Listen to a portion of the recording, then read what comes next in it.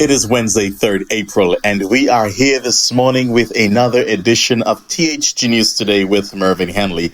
Good morning, guys, and good to be here with you this morning. Hey, if you have not done so already, remember to subscribe to our YouTube channel for news, information, entertainment, weather. And speaking of weather, the meteorologists have indicated that this year will be a pretty active year, and you may have your first named storm even before the official hurricane season begins. So I encourage you to begin to prepare for what, according to the experts, will be a very busy, active season. And of course, you can trust and depend on THG Network to bring it all to you. Yeah? The news, of course, this morning is sponsored by Carl & Sons on St. Martin and Feezers on Nevis. So let's get right to the news, shall we? We begin this morning with news out of Guyana. Guyana is committed to diplomacy and the international rule of law in the border controversy with neighboring Venezuela, but is investing in its military. Guyana President Ali explained that diplomacy is his country's first line of defense. In an interview with the BBC, he stated that Guyana would honor and respect the outcome of the International Court of Justice ruling on the case, reaffirming his country's commitment to international institutions and the rule of law. However, Ali disclosed that the country was also investing in its military. He told the BBC that Guyana recognizes it is dealing with an aggressive neighbor that had made certain threats. President Ali, in recognition of the challenges posed by an aggressive neighbor, revealed that Guyana is bolstering its military capabilities not as an offensive measure, but as a defensive strategy to protect its sovereignty and interests. But more than that, we have aligned ourselves with countries and a region that are on the side of Guyana, the president observed. He recalled that CARICOM, the United States, the United Kingdom, France, and Canada had voiced support for Guyana's sovereignty. So we are working on the basis of an international coalition that would not allow this region to be destabilized by any action by Venezuela to overrun our territorial integrity or our borders, Ali asserted. He emphasized that Guyana would call on every force and friend for help in protecting its territorial integrity if anyone attempted to destabilize or invade the South American country. Venezuela claims over 2/3 of Guyana's territory in the resource-rich Essequibo region.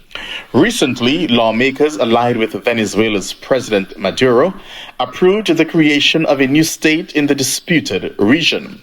Maduro and Guyana's President Ali met in St. Vincent in December last year, and the two sides issued an 11-point declaration.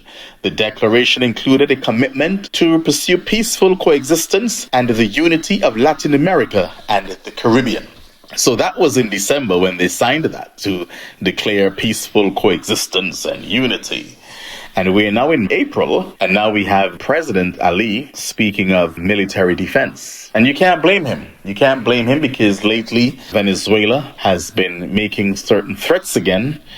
You never can trust Maduro, never trust the president of Venezuela. And the leaders of CARICOM and the United States, they should know that. Now we turn to Nevis, and this is from a government information press statement. The resolution passed in the National House of Assembly in February 24 to increase salaries for members of the Federal House does not apply to sitting parliamentarians in the Nevis Island Assembly. Premier of Nevis, the Honorable Mark Brantley, has clarified. The federal government has taken a decision to increase salaries for parliamentarians on St. Kitts. There's been a lot of debate about it. I want to emphasize those increases are only applicable to the federal parliamentarians. Okay, but the federal parliamentarians, Nevis has federal parliamentarians too, right? So I do not understand that first part of the statement. But let's continue to read. Those of us who are there from Nevis, that is the Honorable Eric Evelyn, the Honorable Alexis Jeffers, we would benefit from that increase on St. Kitts. Okay, now I understand. The other persons who are in the cabinet in Nevis, the Honorable Spencer Brand, the Honorable Troy Liebert, the Honorable Janelle Nisbet, would not benefit from those increases, Premier Brantley stated. According to the Honorable Premier, Minister of Finance in the Nevis Island Administration, the issue is up for discussion in the NIA cabinet. The issue, as I understand it, now is where would Nevis go in relation to this? I can tell you that we've not yet taken a decision on it. It's a matter that we're looking at. The matter would have come up in our cabinet discussions in Nevis, and we will have a deliberate effort to look at this carefully. The Premier went on to point out that on Nevis, all the increases that were given to public servants over recent years were not extended to the members of cabinet. Now remember, the Premier states over recent years. That doesn't mean they never got one, because I believe that the NIA got an increase back in 2014, when the late Honorable Vance Amory was Premier. So that is why the Premier is very careful with his words in saying in recent times. Let's continue with this press release. So even the 15% that we gave in 2022, the members of cabinet did not benefit from any increase. It was exclusively for our public servants. That 15% in 2022 was done in tranches, and the final one was paid on January 1st, 2024.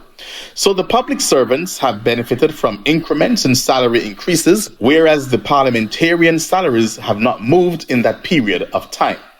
The Premier highlighted the fact that there are permanent secretaries now who are being paid at a higher rate than the ministers whom they report to.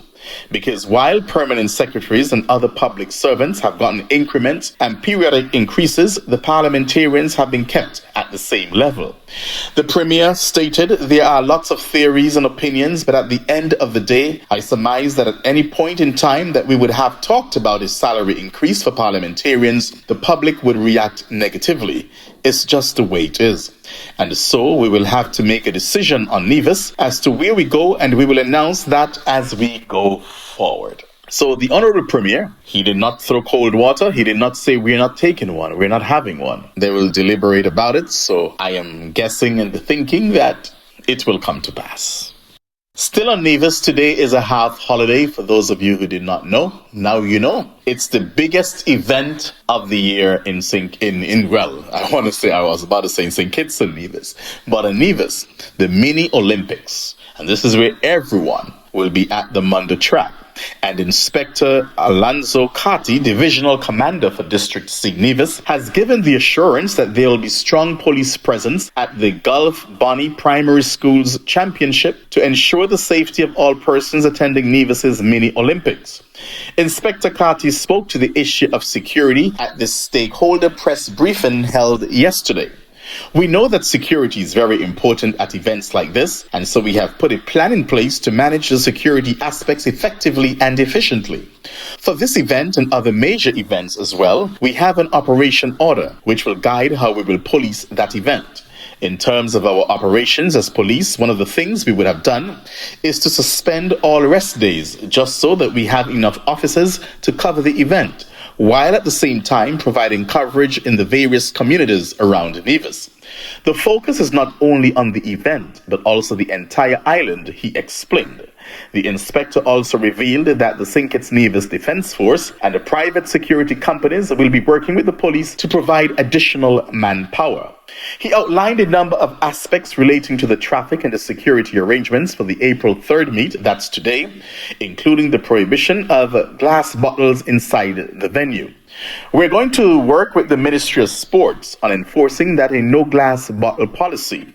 We know the injury that glass bottles can potentially inflict when used by persons as weapons, and so we are mindful of that. So we're asking for all vendors and patrons to be guided so we can have a safe event and an event that we can all leave in one piece.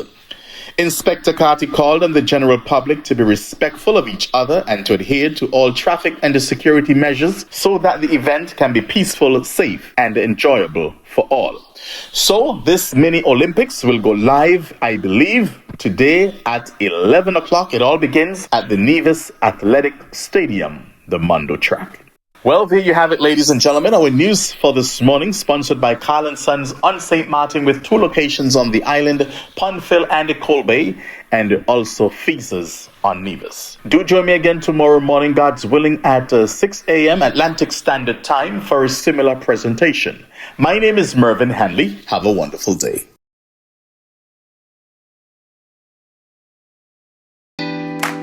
Carl & Sons have been serving the people of St. Martin for over 40 years. And the food and service get better and better. From early morning, customers flock to the bakery for their favorite sandwiches, cakes, pastries, you name it. First thing at mornings and last thing at afternoons, folks rush to Carl & Sons for simply the best. There are 2 locations, Coal Bay and on the Pondville. In Coal Bay, the opening hours are Monday to Friday from 6 a.m. to 6 p.m. On Saturdays, 6 a.m. to 5 p.m. And on Sundays, 6:30 a.m. to 10:30 a.m. and 2 p.m. to 5 p.m. Opening hours on the Pondville, Monday to Friday, 6:30 a.m. to 6 p.m. Saturday and Sunday, 6:30 a.m. to 1 p.m. We also cater for weddings, parties, special events, whatever the occasion. It's Carl & Sons. Our staff, we are always happy to serve you. Call us today, the Coal Bay location, 721-544-2462. That's 721-544-2462. Or in Phillipsburg, 721-543-1059. That's 721-543-1059. It's Carl & Sons Bakery. We are here to serve you.